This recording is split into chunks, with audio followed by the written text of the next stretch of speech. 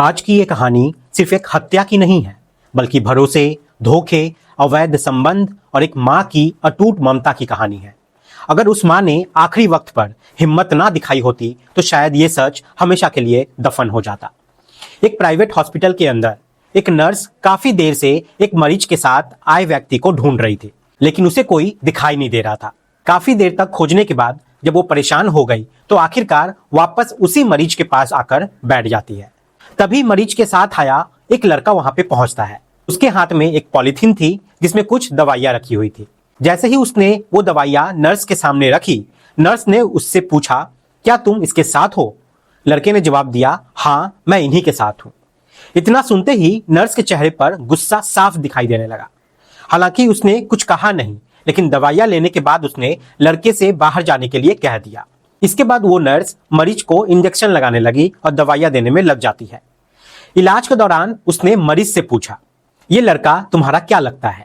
मरीज ने जो जवाब दिया उसे सुनकर नर्स पूरी तरह हैरान रह गई। मरीज ने कहा, वो मेरा कुछ भी नहीं लगता। हम तो बस बाजार जा रहे थे, रास्ते में हमारा ई रिक्शा पलट गया, जिसकी वजह से मुझे चोट लग गई। वे तो सिर्फ एक राहगीर था। उसने इंसानियत के नाते मेरी मदद की, मुझे अस्पताल में भर्ती कराया और अब तक मेरे इलाज में जितना भी खर्च हुआ है सब वही उठा रहा है। ये सुनते ही नर्स को अपनी सोच पर शर्म आने लगी। जिस लड़के को वो अब तक लापरवाह समझ रही थी, वो तो मानवता की मिसाल निकला। नर्स ने तुरंत उस लड़के को दोबारा ढूंढना शुरू किया। जब वो मिला तो सबसे पहले उसने उससे माफी मांगी। नर्स ने कहा, मुझसे गलती हो गई, मैं तुम्हें गलत समझ रही थी। मुझे लगा था कि तुम मरीज के परिवार के सदस्य हो और इतनी लापरवाही कर रहे हो। मुझे नहीं पता था कि तुम सिर्फ इंसानियत के नाते उसकी मदद कर रहे हो। बस यही वो पल था जहां से दोनों के बीच बातचीत शुरू होती है। धीरे धीरे दोस्ती हुई और कब ये दोस्ती प्यार में बदल गई किसी को पता नहीं चला। समय के साथ उनका रिश्ता इतना आगे बढ़ गया कि दोनों रिलेशनशिप में आ गए। दोनों के बीच अवैध संबंध बनने लगे। लेकिन सबसे चौंकाने वाली बात यह थी कि वे नर्स पहले से ही शादीशुदा थी। यहीं से एक ऐसे कत्ल की इबारत लिखी जाने लगी जिसकी गूंज दूर दूर तक सुनाई देने वाली थी। जब इस हत्या का खुलासा हुआ तो लोगों को यकीन नहीं हुआ कि पढ़े लिखे लोग भी अपनी शिक्षा का इस तरह इस्तेमाल कर सकते हैं। ये कहानी समझने के लिए हमें थोड़ा पीछे जाना होगा। तारीख थी 1 जुलाई 2026 और सुबह के करीब 8:30 बजे का समय हुआ था। तेलंगाना के निजामाबाद जिले में रहने वाले करीब 35 वर्षीय प्रशांत की मौत हो चुकी थी। अर्थी तैयार थी और लोग उसे कंधा देने के लिए आगे बढ़ रहे थे। तभी प्रशांत की लगभग 70 वर्षीय मां श्यामा अचानक बोली, जरा रुक जाओ, मुझे अपने बेटे को जी भरकर देख लेने दो। मां की यह बात सुनकर वहां मौजूद सभी लोग रुक जाते हैं।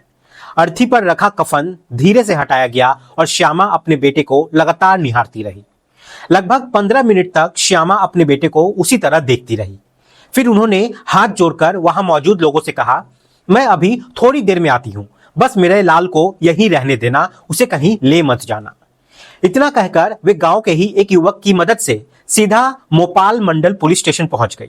वहां पहुंचते ही उन्होंने अधिकारियों के सामने हाथ जोड़ लिए। रोते रोते उन्होंने कहा, साहब, मेरे घर चलिए, मेरा बेटा मर चुका है, लेकिन मुझे नहीं लगता कि उसकी मौत सामान्य है। मुझे शक है कि किसी ने उसकी हत्या की है। पुलिस अधिकारियों ने उनसे पूरा मामला पूछा। श्यामा ने बताया कि साहब, मेरा बेटा 27 जून 2026 को सऊदी अरब से घर लौटा था। उसके बाद ना जाने किसकी नजर लग गई और अब वो इस दुनिया में नहीं रहा। मुझे यकीन है कि इसके पीछे कोई साजिश है। रोती बिलखती उस बुजुर्ग मां को देखकर थाना प्रभारी भी भावुक हो गए। उन्होंने उस मां को भरोसा दिलाया और कहा, अम्मा, आप बिल्कुल परेशान मत होइए, आपकी तसल्ली के लिए हम तुरंत जांच करवाते हैं। इसके बाद सर्कल ऑफिसर सुरेश कुमार और महिला सब इंस्पेक्टर सुष्मिता को मौके पर भेज दिया गया। साथ ही श्यामा की लिखित शिकायत लेकर मामला दर्ज कर लिया गया और जांच शुरू कर दी गई। जब पुलिस गांव पहुंची तो सबसे पहले अंतिम संस्कार को रोक दिया गया। पूरे गांव में एक ही चर्चा अब शुरू हो गई कि आखिर ऐसी क्या बात थी जिसकी वजह से श्यामा ने आखिरी समय पर पुलिस बुला ली। पुलिस ने सबसे पहले प्रशांत की पत्नी संध्या से पूछताछ शुरू की।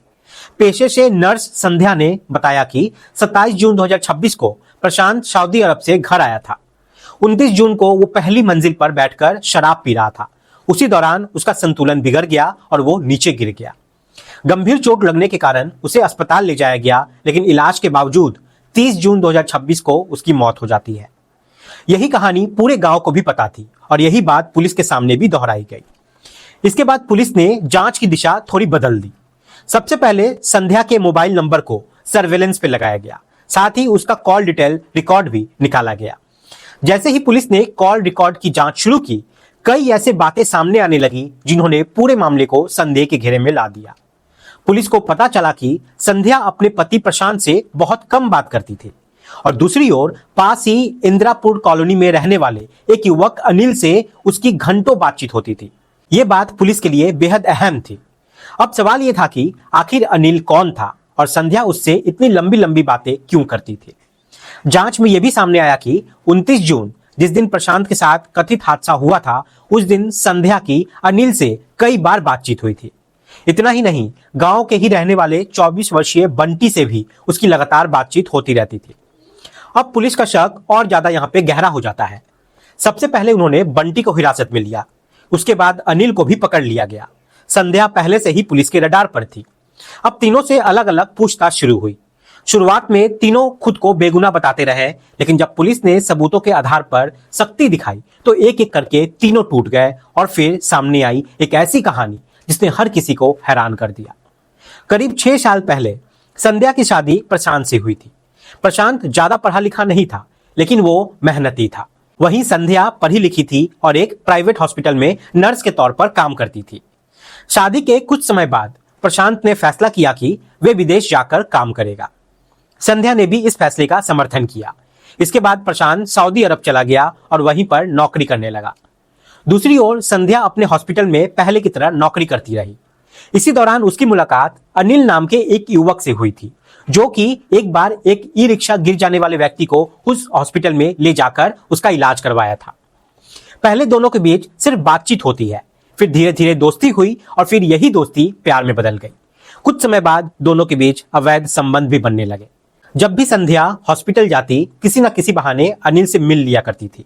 उधर सऊदी अरब में बैठा प्रशांत अपनी पत्नी से बातें करने की कोशिश करता, लेकिन हर बार उसे एक ही जवाब मिलता, मैं अभी बहुत बिजी हूं, मरीज के पास हूं, बाद में बात करती हूं। देखते ही देखते 2 साल गुजर गए। एक दिन अचानक प्रशांत किसी को बिना बताए भारत आने का फैसला किया। वे अपनी पत्नी को सरप्राइज देने के इरादे से सीधे घर पहुंच गया। शुरुआत में दोनों के बीच सामान्य बातचीत हुई, लेकिन कुछ समय बाद जब संध्या ने उससे पूछा, अब वापस सऊदी कब जाओगे, तब प्रशांत ने ऐसा जवाब दिया जिसने पूरी कहानी की दिशा ही बदल दी। प्रशांत ने कहा, अब मेरा वापस जाने का मन नहीं है, मैं बाकी की जिंदगी तुम्हारे साथ यहीं रहना चाहता हूं, चाहे कम पैसा कमाना पड़े, लेकिन अब विदेश नहीं जाऊंगा। यह सुनते ही संध्या के पैरों तले जमीन खिसक गई। उसे समझ नहीं आ रहा था कि अब क्या किया जाए। वे तुरंत अपने प्रेमी अनिल से मिली और उसे पूरी बात बता दी। दोनों ने काफी देर तक इस बारे में बातचीत की। आखिरकार उन्होंने तय किया कि प्रशांत को रास्ते से हटा दिया जाएगा। इसके बाद तारीख आई 29 जून 2026। शाम का समय था। गांव में रहने वाले 24 वर्षीय बंटी को भी इस साजिश में शामिल कर लिया गया। उससे कहा गया कि वे उस शाम प्रशांत के साथ जाकर बैठकर शराब पिए और उसे इतना नशा करा दे कि वे अपने होश खो बैठे। योजना के मुताबिक पहली मंजिल पर बैठकर दोनों शराब पीने लगे। काफी देर तक शराब पीने के बाद जब प्रशांत बुरी तरह नशे में खो गया, तभी उसे जोर से धक्का दे दिया गया। प्रशांत सीधे नीचे आ गिरा। गिरने के बाद उसे गंभीर चोटें आई। ये देखकर आसपास के लोग वहां जल्दी से पहुंचे, लेकिन जिस तरह की मौत की योजना बनाई गई थी वैसा नहीं हो पाया। प्रशांत यहाँ पे अभी जिंदा था। उसे तुरंत पहले सरकारी अस्पताल ले जाया गया। वहां प्राथमिक उपचार के बाद उसे एक प्राइवेट हॉस्पिटल में भर्ती कराया गया। डॉक्टर इलाज कर रहे थे, लेकिन बाद में संध्या ने कहा कि वे खुद नर्स है और घर पर ही अपने पति का देखभाल कर सकती है।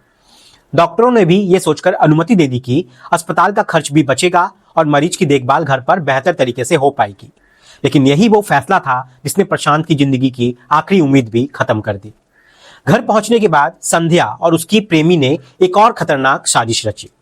घर में रखी नींद की गोलियों को पीसकर उनका पाउडर बनाया गया।